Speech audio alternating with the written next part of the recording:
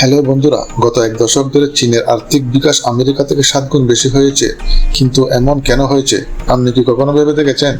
চীনের জিনিসপত্র সাধারণত সস্তায় পাওয়া যায়, কিন্তু তা দীর্ঘস্থায়ী হয় না। এটা আমরা সবাই জানি, কিন্তু আমাদের মধ্যে খুবই কম মানুষ জানে যে চীন পুরো পৃথিবীর মধ্যে নকল জিনিস বানানো আর সেগুলো বিক্রির দিক থেকে সর্বপ্রথম রয়েছে। আমাদের মধ্যে অনেকেই চীনের জিনিসপত্র কিনে থাকি, কিন্তু আমরা আসলে কি ব্যবহার করছি তা সম্পর্কে আপনি কল্পনাও করতে পারবেন না। চায়নার যেসব খেলনা আমরা আমাদের বাচ্চাদের কিনে দিই, তা ইউসিড কন্ডম থেকেও তৈরি হতে পারে।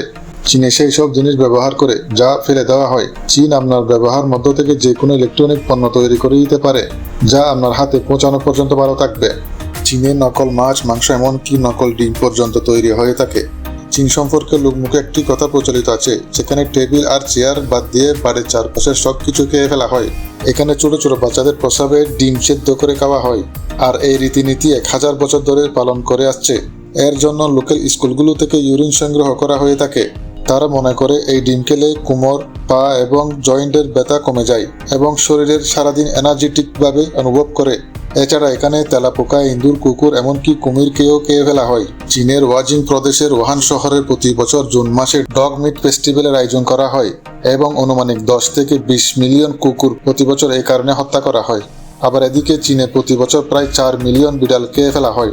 সব ধরনের উদ্ভট খাবারের জন্য চীন পৃথিবীর মধ্যে বিখ্যাত।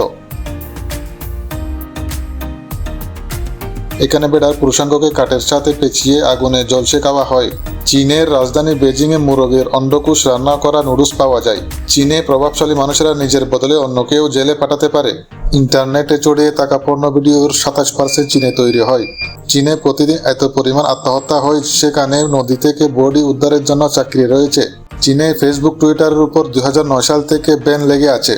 2010 সালে চীনের সঙ্গে চিঠিতে 100 কিলোমিটার জ্যাম লেগেছিল এবং এটি 12 দিন পর্যন্ত স্থায়ী ছিল।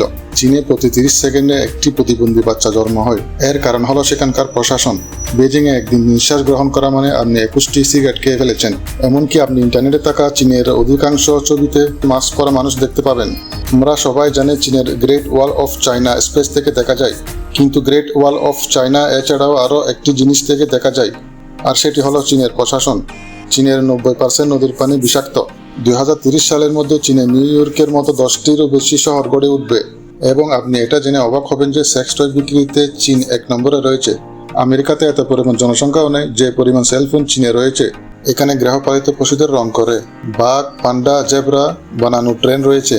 নকল জিনিস বানানোর দিক থেকে চীন এতটাই অগ্রসর হয়েছে যে এখানে চাল পর্যন্ত নতুনভাবে তৈরি করা হয়, আর এই চাল চেন্ত্রিক জন এবং বিভিন্ন ধরনের রাসায়নিক পদার্থ মিশিয়ে তৈরি করা হয়। এই চাল রান্না করলে দেখতে ভাতের মতোই হয়, আর এই চাল খেয়ে অনেক মানুষ অলরেডি অসুস্থ হয়ে রয়েছে।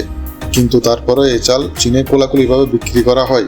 চীনে মধুও নকলভাবে তৈরি করে বিক্রি করা হয়, আর এই 1 লিটার মধু 100 টাকার মধ্যেই তৈরি করা সম্ভব। আর এই মধু তৈরি করার পর 800 থেকে 1000 টাকা পর্যন্ত প্রতি লিটারে বিক্রি করা হয়। তো বন্ধুরা, আপনারা এতক্ষণে অবশ্যই বুঝে গিয়েছেন চীনের জিনিসপাতি এত সস্তা কেন হয় এবং চিরস্থায়ী হয় না। এত কিছু জানার পরও যদি আপনি চীনের জিনিসপত্র ব্যবহার করে থাকেন, তাহলে টাকা দিয়ে মৃত্যুকে কিনে আনছেন। তো বন্ধুরা, আজ এই পর্যন্তই। আবার দেখা হবে অন্য একটা নতুন ভিডিও নিয়ে। এই চ্যানেলটি সাবস্ক্রাইব করে পাশে থাকবেন। ধন্যবাদ।